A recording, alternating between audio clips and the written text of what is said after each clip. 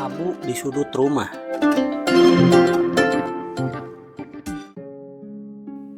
Namanya Raka, umur 16 tahun, anak SMA biasa. Nilainya cukup, wajahnya tenang, tapi ada hal yang hanya ia dan sudut gelap rumahnya yang tahu. Raka merokok. Dia merokok secara sembunyi-sembunyi, supaya orang tuanya tidak tahu. Bukan karena gaya, bukan juga karena berani, tapi karena katanya itu cara paling cepat buat kelihatan dewasa. Walau dalam diam, ia sendiri tahu bahwa dia belum siap jadi dewasa. Setiap malam, setelah makan malam selesai dan adiknya tertidur, Raka pergi ke gudang kecil belakang rumah. Tempatnya sepi, bau apek, penuh barang rongsokan, dan abu rokok. Ia sembunyi-sembunyi, orang tuanya tidak tahu. Mereka sibuk dengan kehidupan yang lebih sulit, mencari uang agar dapur tetap mengepul. Ibunya bernama Bu Siti, hanya seorang penjual gorengan keliling. Kadang pulang dengan kaki bengkak karena berjalan kaki jauh untuk menjajakan dagangannya, dan tangan terbakar minyak saat menggoreng dagangannya.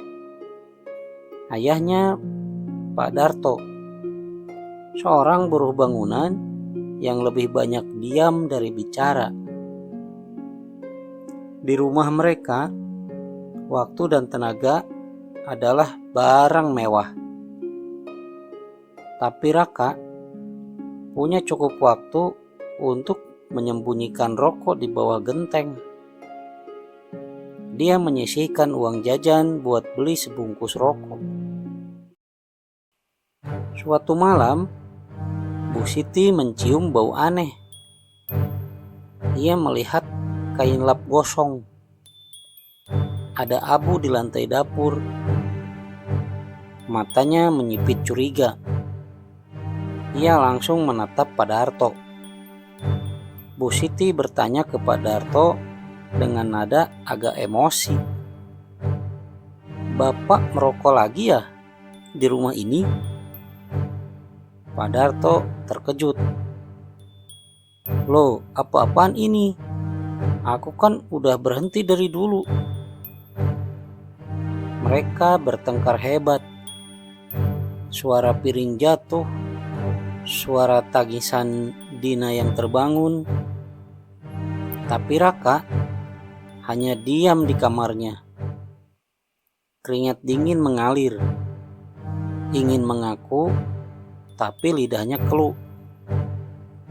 Dia masih diselimuti perasaan bingung dan bersalah. Malam itu, ayahnya pergi, tidak pulang hingga esok pagi. Pak Darto menghindari pertengkaran dengan Bu Siti. Bu Siti terdiam sambil memeluk Dina yang demam karena hujan kemarin. Dina batuk terus. Rumah kecil itu makin sumpek. Tapi Raka tetap tak mengaku. Ia merasa bersalah, tapi rasa ketagihan menang lebih dulu. Di sekolah, Raka ketahuan merokok di belakang kantin. Guru BP memanggilnya, dan ancaman dikeluarkan mulai menggantung di atas kepalanya. Saat ia pulang, ia melihat ibunya tertidur di lantai.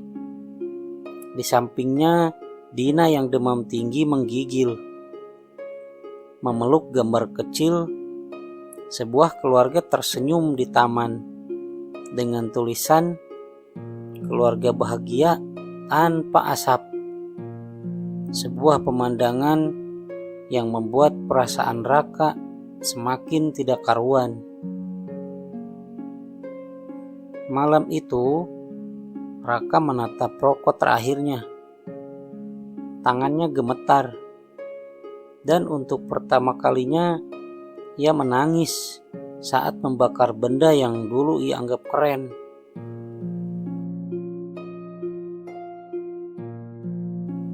Beberapa hari kemudian, Pak Darto pulang dengan wajah lesu dan tampak ragu. Pak Darto mengeluarkan kata-kata, "Bapak minta maaf. Bapak sempat curiga sama diri sendiri. Tapi ternyata bukan aku, bukan..." Bu Siti memandang Raka. Kali ini emosinya berpindah kepada Raka. Bu Siti bertanya kepada Raka dengan nada lirih, "Jadi kamu yang merokok di rumah ini?" Pertanyaan tersebut memastikan tuduhan yang memuncak di dalam hatinya. Raka menangis. Ia berlutut, mengaku semuanya. Tangannya gemetar memegang lutut ibunya. Aku cuma pengen kelihatan kuat, tapi ternyata malah bikin semuanya rapuh." Bu Siti menahan amarah. Dia menjelaskan keadaan ekonomi keluarganya yang sebenarnya, bahwa Bu Siti rela banting tulang jualan gorengan hanya untuk membantu mencukupi kebutuhan dapur keluarga. Karena upah yang didapatkan Pak Darto kadang tidak cukup di saat tidak ada pekerjaan. Sedangkan Raka hanya menggunakan uangnya untuk membeli rokok. Lebih penting biaya rokok daripada biaya makan. Bapaknya sudah rela berhenti merokok karena penghasilannya pas-pasan dan tidak menentu. Belum lagi efek penyakit yang akan timbul dari asap rokok itu. Seperti halnya adiknya yang mengalami sakit batuk-batuk. Begitulah suasana malam itu. Ibu terisak disertai tetesan air mata, menunjukkan perasaan antara sedih dan marah, tapi tetap ditahan. Sementara Pak Darto hanya bisa menghela napas dalam-dalam. Hatinya mengatakan bahwa dia ingin kebahagiaan di rumah ini kembali utuh. Raka masih tetap berlutut, mengharap pintu maaf dan belas kasihan kedua orang tuanya. Tampaknya akan membutuhkan waktu yang lama lagi supaya Raka kembali mendapatkan senyuman lagi dari ibunya. Beberapa bulan telah berlalu. Raka sudah berubah. Dia berhenti merokok, aktif di sekolah, dan mengikuti kegiatan ekstrakurikuler. Di samping itu juga, Raka mau membantu ibunya berjualan. Dia berniat memperbaiki kesalahannya dulu kepada orang tuanya. Kini Pak Darto jadi lebih sering tersenyum, meski singkat. Harapannya terkabul. Pak Darto ingin merasakan lagi keharmonisan keluarganya.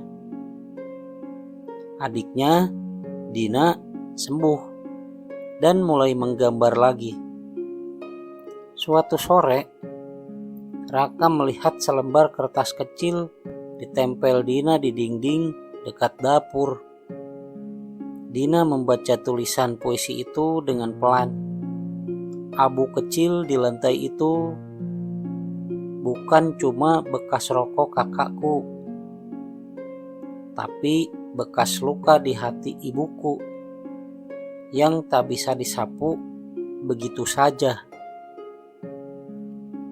Kadang luka paling dalam tidak terlihat oleh mata, tapi oleh bau, oleh abu, oleh diam, dan oleh kata-kata yang tidak pernah diucap. Rokok mungkin kecil, tapi dampaknya bisa membuat satu rumah kehilangan nafas. Jangan lupa like, komen, dan subscribe ya. Begitulah akhir cerita ini. Semoga bisa bermanfaat dan menghibur. Sampai jumpa di cerita inspiratif lainnya.